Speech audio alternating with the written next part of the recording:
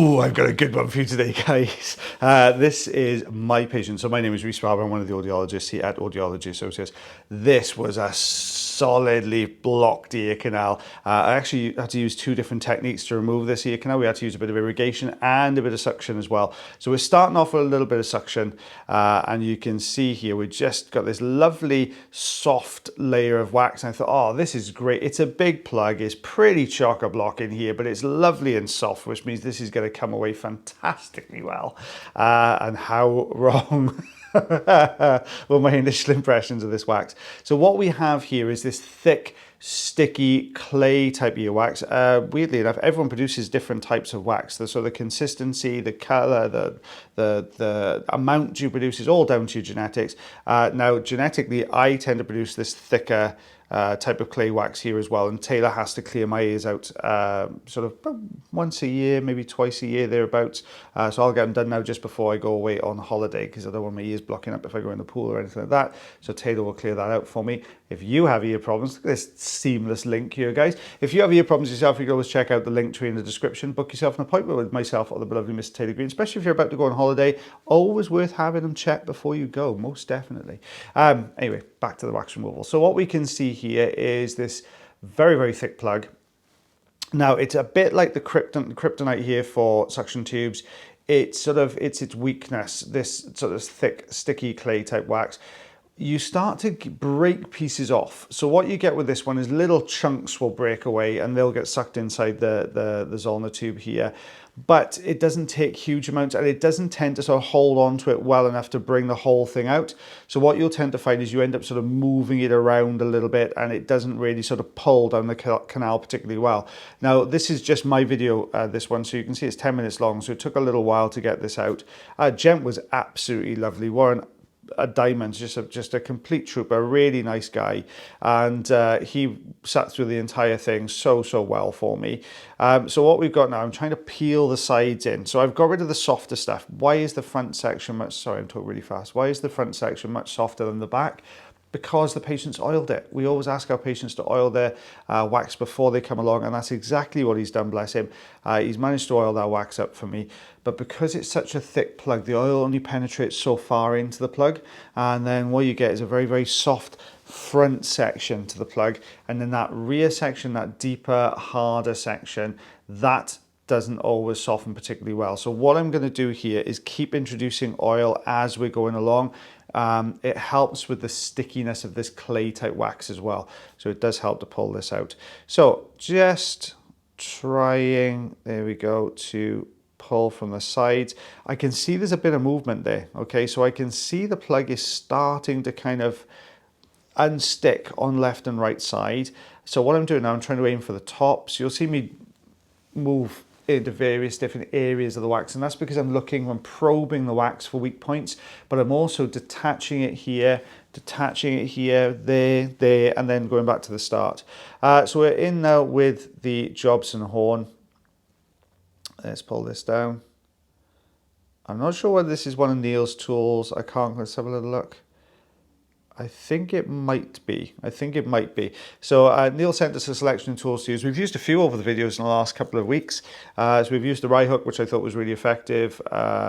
We've used, what else have I used? I've used a few of the different Jobson horns, the angled ones, the straight ones as well. With a little point, I feel that's quite good, because I've always historically used an oval Jobson horn. Lots of people use round. I've always preferred oval. I just think you can get into gaps a little bit easier with an oval Jobson horn. And that's kind of what Neil's done with his Jobson horn. He's kind of brought it almost to a point. So it's not oval, which is round, but it's pointed. Yeah, it's definitely one of Neil's. And sometimes that's really helpful for getting in to these kind of more stubborn waxes, or getting behind them. There's just a little bit of a hook, so you can just hook over the top. So he's done a good job. Fair play to him. I think it's going to become a very, very popular tool, I think, with audiologists. I think it's certainly a nice one to use. So kudos for Neil. He's done really, really well inventing that. Neil, if you're listening, I need a Rosen inserter. The slightly shorter on the end with a slightly more substantial neck, please. That'd be my request. If you're looking for ideas for new tools, that'd be great. Thank you so much. But what we can see here, we've just got this thicker layer. Now we've pulled down from the top. We've kind of created this groove in the middle, but it's not going anywhere. It is just not budging. It just doesn't want to budge. But now we've taken that groove, that central kind of channel. Imagine like an excavator, and it's kind of like dug through some clay, and you've left this kind of groove in the clay. Then you've got the two walls either side. So what we do is we collapse the walls in on either side, try and suction those out, and then we go back in and we scoop again. Apologies if anyone is an excavator driver and that is not what you do, but that's kind of what it looks like. So we're just pulling these bits off here. There we go. And we can see, look how the color and texture, you can see the change. We go from this shiny, softer wax on the outside to this much darker, matte wax at the back. Now that's an indication this is a much denser, thicker, harder type of clay wax. There we go. Look, lifting from the bottom. I can feel there's a lift. There you go. Look at that. It's starting to lift. I can feel it was just pulling upwards. I'm really hoping it's just going to pop or roll up like this, which is what I want to see, but it's not really doing that either, unfortunately. This is very, very, very wedged in here. This has been obviously going on for years, I would say, looking at this.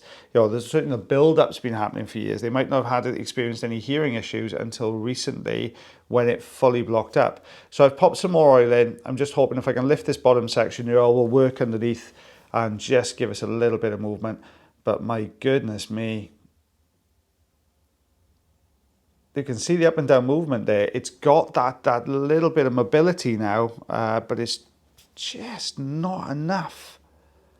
Such a difficult one. So I'm chipping away at the top here.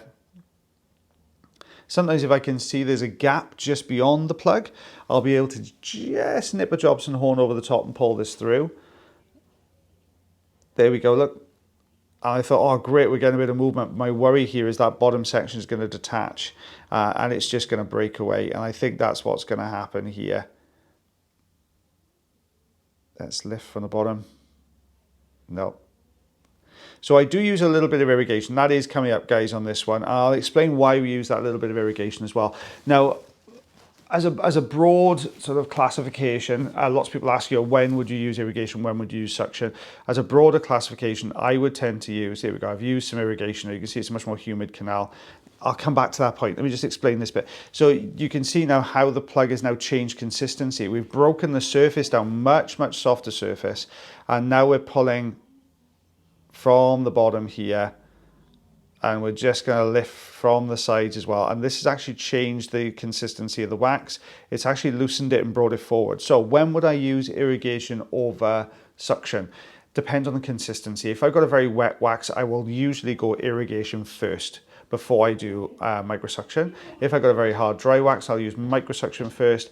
And sometimes I've used it quite recently, I've used it a lot recently, I'll use a combination of both. So I'll use a little bit of irrigation and a little bit of suction, and I'll use them both together. And it's because it helps with these kind of problems here. Or I had a gentleman in yesterday and he had a very soft wax and we took the majority of it out with suction because it was a little bit more dense at the front. It was a denser wax at the front end, and then I tidied everything up. So the really soft wax that had gone over the eardrum.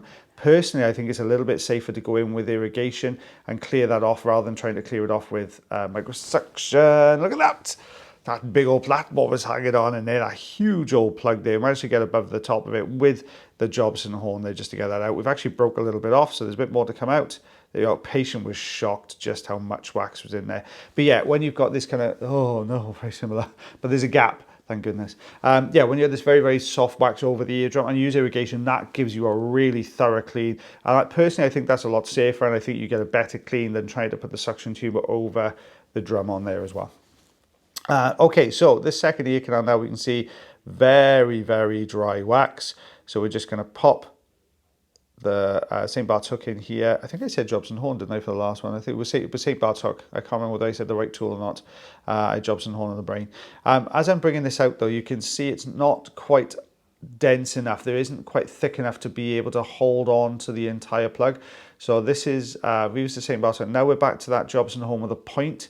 You can't see particularly well, but what I'm trying to do is get above the plug and bring it down. But I think we've just nipped into the front end of that plug there. Let's see if we can roll.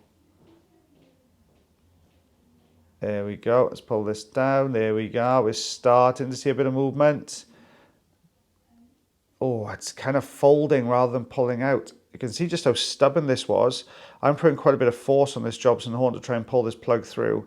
It's almost like giving birth. It's kind of come out to the yeah, let's not go down any further than that analogy. So you can see we've got this really thick plug here. We've got a little bit of dry skin.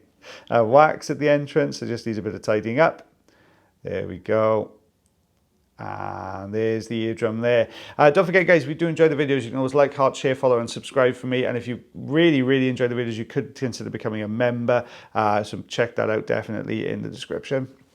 And we have 3 centimeters, 1¼ inches of chunky wax there, guys. Well, guys, thanks very much for watching the video again today. And as always, take care of yourselves, take care of your ears, and take care of one another. And I'll see you again for the next video. Bye, everybody.